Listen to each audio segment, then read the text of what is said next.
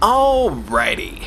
So, if you guys have been watching some of my early episodes and stuff, I do explain that Shadow Justice, he is my first character that I ever created, and he'll probably be the one that ends this series. Just a spoilerly little thing out there to get you guys interested in the story. But he's also the one that I have most developed in my mind. And I don't know if anybody else does this, but I like to... I'm a big, like I said at the beginning of this, I'm a big story guy. And I always... Anytime I create a character, I always want him to have some sort of backstory. Why is he the way he is? What could his alternate identity be? And I'll share with you guys. I mentioned in a previous episode that I really wish I could have. There was some way to share a character's backstory if you wanted to. If you wanted to create a backstory for your character, you could share it with the world. If they inspected your character or something, you could find out who he is, how he became this way. So even though it'd probably be abused, but if you guys want to skip ahead and just see how to get the armor, I'll put a little link. Hopefully it'll take you guys to that point in time. But his story is he grew up with a upper middle class, lower upper class family. They were wealthy, they were well off family. His name is Jason Blackfeather. He had a mother, a father, a brother, and a sister. When he was 12, his sister was 9, and his older brother was, I think I had said it, so he was 6 years older. Or no, it was 4 years older, so he would be 16. Yeah, that's correct. 16. So he Shadow Justice was 12, his sister 9, his brother 16 years old. They were in a car accident with their parents. Their parents were driving, crossing a four-way intersection, and a car slammed into the front side of the car. Driver's side door, taking out the front half of the car, and killing their parents. The car was driven by a burglar being chased by the cops. And that kind of started Quantique in his mission to kind of stop crime.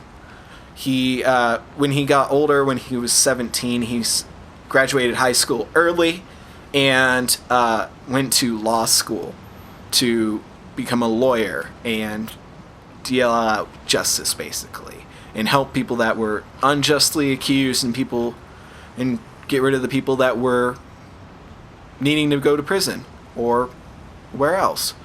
During that time, his sister... Well, let me talk about his brother. His brother, after the death of their mother and father, he became involved with gangs and drugs and stuff and became a very bad person. And they lived with their uncle who was on their father's side, so it was his brother. Their sister got involved with a guy that she didn't know at the time, but he was involved with a similar gang to Shadow Justice's brother. Hello, door. Whoa, bye. Anyway,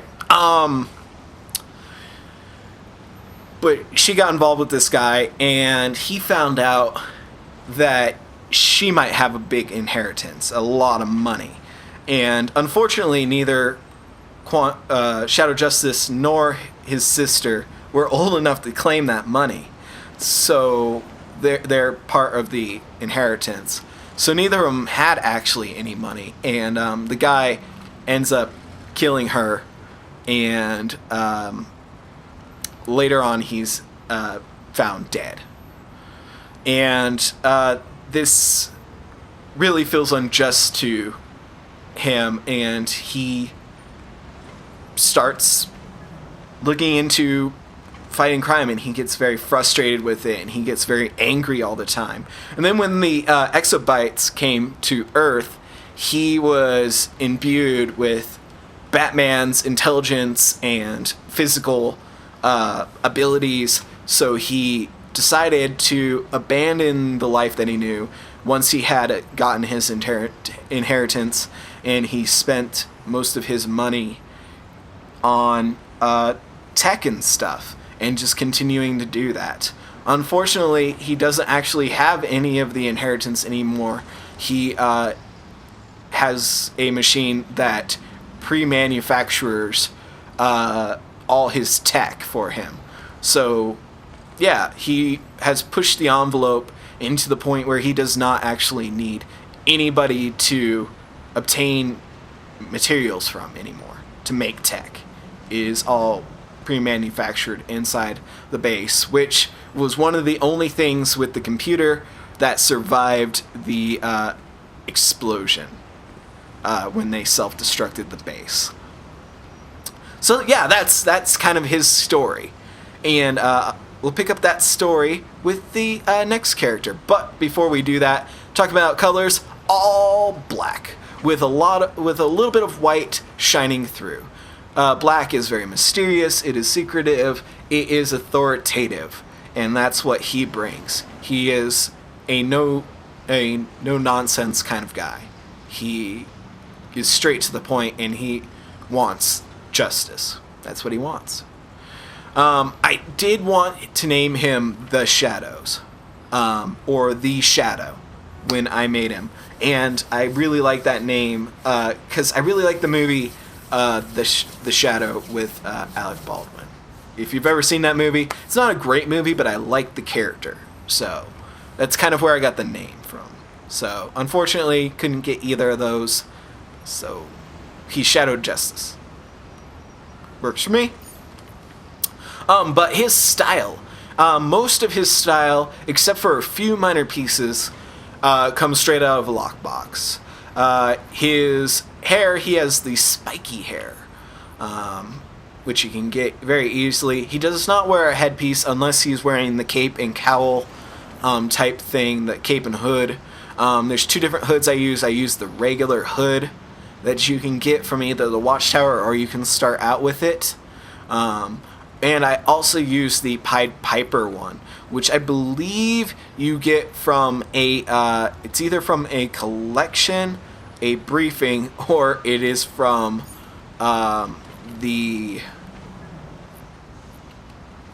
which one is it? I think it is the duo where you fight Pied Piper in flashback.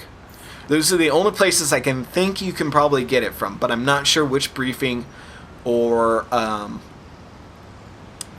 investigation it might be, or collection. So just look up Pied Piper helm in Google, and you'll find a way to get to it.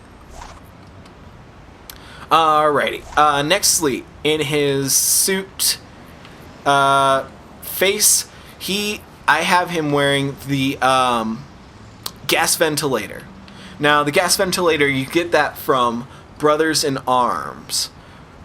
You fight Jor-El, and you can get that from him. So that's how you get the face mask, which is actually a very cool one. I used to use a different one, which was very similar. It was, I think it was the riveted ventilator? Yeah, it was the riveted ventilator, which you get from one of the Fortress of Solitude ones. So, yeah. Shoulders, he has the Future Defender style shoulders. He has no aura, no emblem. His hands are the Master Mercenary style. His belt, now his belt, I'm not exactly sure where you get this one, so you guys will actually have to look this one up. I don't know how I got this one. I got it at some point in time, but I really like it. It's the Gadgeteer style belt. So just look up Gadgeteer waist DCUO. You'll find a way to get that. Feet is the cybernetic feet, and the chest is the Master Mercenary style, and the legs are the Master Mercenary style. Doesn't wear a cape unless I have him wearing the hood as well, and I use the tattered cape His skin is the angry skin? Tattooed skin, sorry. Tattooed skin, because it gives like an angry look, but it's not like super angry like the angry one. And it doesn't make him look nearly as old. And he uses pistols because he's not exactly like Batman. He doesn't see the same ideals. There's a place for justice, and then there's a place for justice. Making things right the way they are and fixing the world. And he believes in the fact that you have to make the hard decisions sometimes. You can't stand by and hope that you'll always be there to save people. You have to make the hard decision to fix the world. And that's what he believes in, which causes him a lot of problems in hindsight, because he gets a lot of damage dealt to him, as you've seen in previous episodes. So yeah, that's Shadow Justice. A lot to him, but like I said, he was the first character I ever created. He's the most developed character. He's the one I've thought the most about.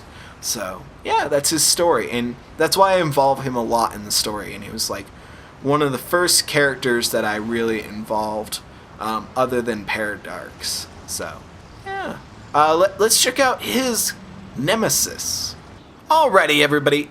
So last but not nearly least, is Black Magnum.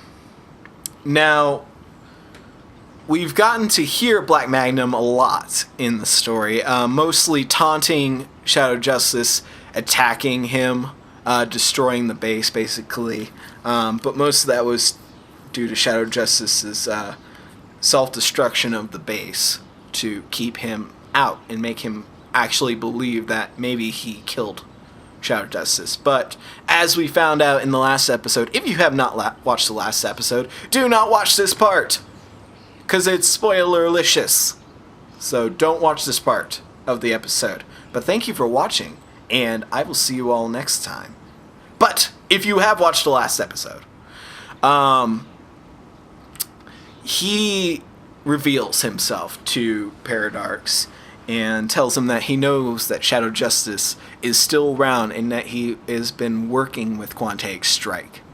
Now, if you watched it's not a very early episode, but one of the previous episodes with the story in it, you find out that Shadow Justice gets a letter from his brother, Black Magnum, also known as Michael Blackfeather.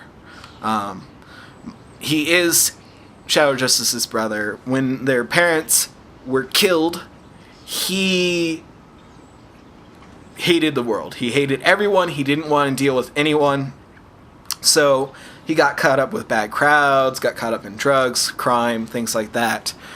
He was not a good person, and Shadow Justice at the same time, he knew his brother was doing these things, and he wanted to find a way to help him, but didn't know a way to do it. So he just left Michael on his own to do his thing. But when their sister died, Black Magnum, Michael Blackfeather, he lost his mind. His mind shattered that his one of his siblings and his parents had died.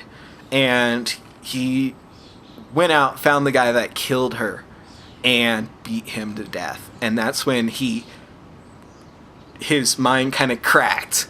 Now, he is not as sophisticated as he sounds. That is the persona that he reflects to hide the damage that's inside. That's his persona that's leaked out. And when you listen to him talk, the way I do the voice acting, is he's always on the edge of just breaking into something else. He's not always all the way there. He is a little bit shattered inside. And I try to portray that when I do the voice acting, that he's always on the edge of being very violent and just losing his shit, pretty much. So, yeah, that's basically his story. Now, color-wise, like I said before, very important to me. With him, his color scheme doesn't exactly show how bad he is of a person. It shows how confident he is in himself, in his persona that he puts on. He wears a lot of black because it's a very dominant color, and he wants to show his dominance. And he wears a lot of white because he thinks of himself as a shining light. He is opportunity. He is the truth, the innocence. He is not a bad thing. So he wears white and black to show dominance and opportunity and innocence and all that. He also wears gold.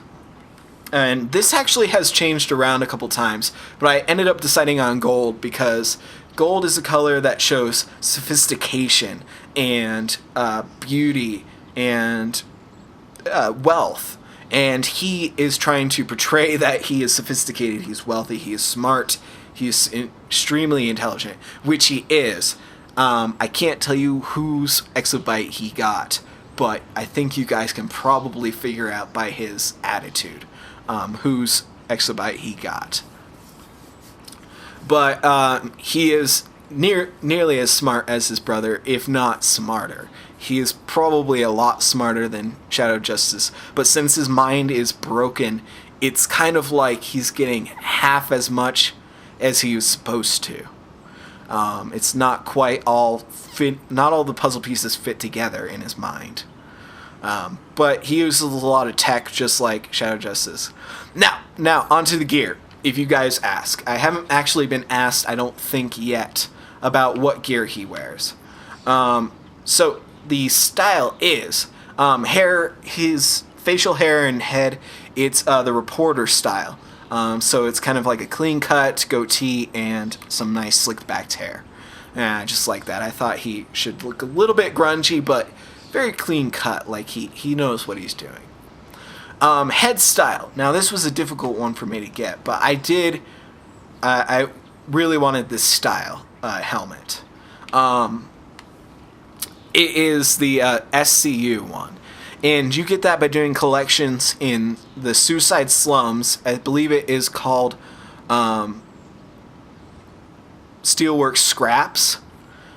So that it's a little bit difficult to get through, but once you find them, you'll be really glad. I really like the helmet style. It kind of reminds me of Dead Space. So kind of that creepy faceless mask almost. Face style, he doesn't have any face style. No aura. His shoulder style is the hijacked servitor, which I believe you get from the Lex Luthor starting gear in the Hall of Doom. So you can get that from there. He doesn't have an emblem. His hand style is the Mercenary's Malice hand style, which is a PvP armor set in the Hall of Doom, so you can get that there. That goes the same for the legs and the feet. And honestly, the boots that he wears, the feet style, is my favorite foot style in the entire game. But unfortunately, you can only get it as a villain. I really wish you could get it elsewhere, but you can't. I guess that makes it very unique that way. So that's very cool. But yeah, they are my favorite. I think they're very cool looking. They really look like you would have a lot of power in them. Like you could kick somebody and break their ribs instantly. Probably kill them by kicking them once. Waist. He has the checkmate waist. And I believe this one is from a briefing or a investigation. We got it in one of the previous episodes for Quantic Strike. So if you watched any of the previous episodes, you might have seen us actually get that one. So you have to get it that way. Just look up checkmate waist DCUO. You'll find it. Feet, chest. The chest style is the original Deathstroke style that you can get from Deathstroke in the Monarch Playing Card Company solo mission. It's very, very difficult to get off of Deathstroke, so you might have to save up a lot of in-game cash and get it off the broker from somebody. I think I got this one for like $2 million when I got it. So it's very expensive. And whoever got my money, you're welcome. Back, I haven't chosen a back piece because I can't find anything that quite matches what I want. I want something that's like a booster pack, but I don't know which one I want. So, skin, he just has a humanoid skin. Well, actually, at this moment, he has like a robotic skin on, but that's purely so the suit looks like it matches. But normally his skin is just a human skin. And primary weapon, he uses pistols because his name is Black Magnum, like a Magnum. Yeah, not like the condom. So yeah, that is the newest character that has made his way into the story, and he may not be the last. So be excited for that. And that's pretty much all I wanted to show you guys on the characters. I hope you guys now know where you can get these styles. If you want these styles, you're free to do that. I'm going to switch back over to Quantaic Strike, and we're going to talk about one more thing before I go. Alrighty. So, as I was saying, there's a couple things I want to talk about. Mostly stuff with the channel, but I want to talk about some DCUO stuff before I talk about that. So, there is a new announcement on the DCUO website and on the boot up for the startup for DCUO. And it basically said that armories are going to be coming to the game this week. What time this week, I don't know. But sometime this week, we're getting armories, and that means a lot of people are going to be spending some money. Me included. So, that's something really cool that's happening. Also, having a lot of people comment and stuff wanting to join the league, and that's awesome. You can still join the league. Best way to get a hold of me to get into the league, contact me in-game. Just go in there, type in, hey, Quantaic Strike, send me either a mail, or you can add me to your friends list. You know how to spell it. It's capital QUANTAIC space capital STRIKE. Quantaic Strike. So yeah, just either send me a mail in the game, a mail message in the game, or you can add me to the friends, and when I'm on, you can just hit me up with a message like a couple people have done, which is really awesome. We've gotten a few new league members, but there's a lot of people that have put their names in the comment section on the channel, in videos, and I promise you, I've tried every single one that's on there. Either something's misspelled on it, or you're on the PlayStation servers, or you're on the EU servers. I'm not on the European servers, and I'm not on PlayStation 4. I'm only on the United States PC servers. So, if you're on any other server than that, you cannot play with me.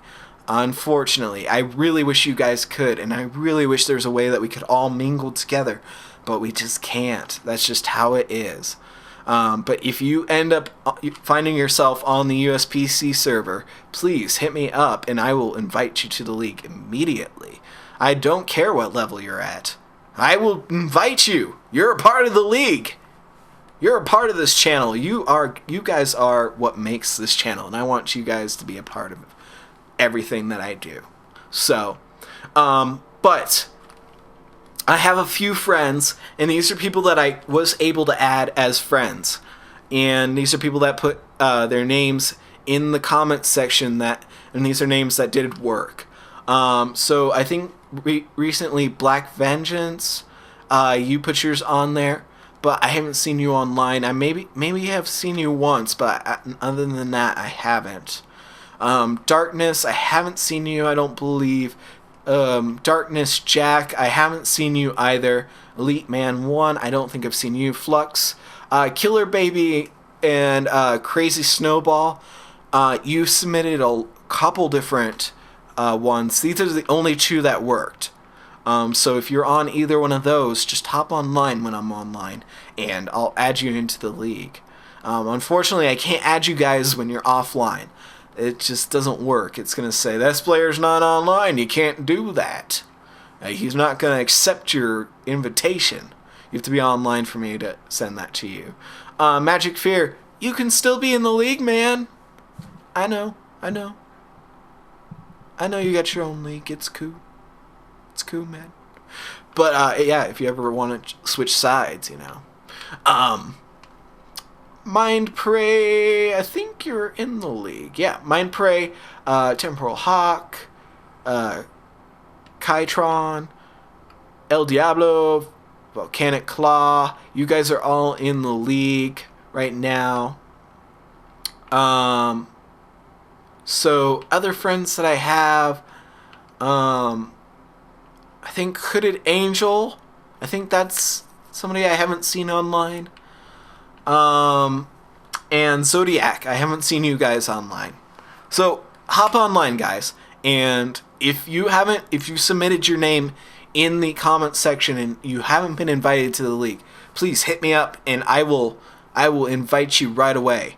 That is a promise to you guys. And if you want to join and you're like, well, I don't know, do it. Join the league. Be a part of the time flux. Because you know you want to. So that's pretty much all with the DCUO stuff I want to talk about.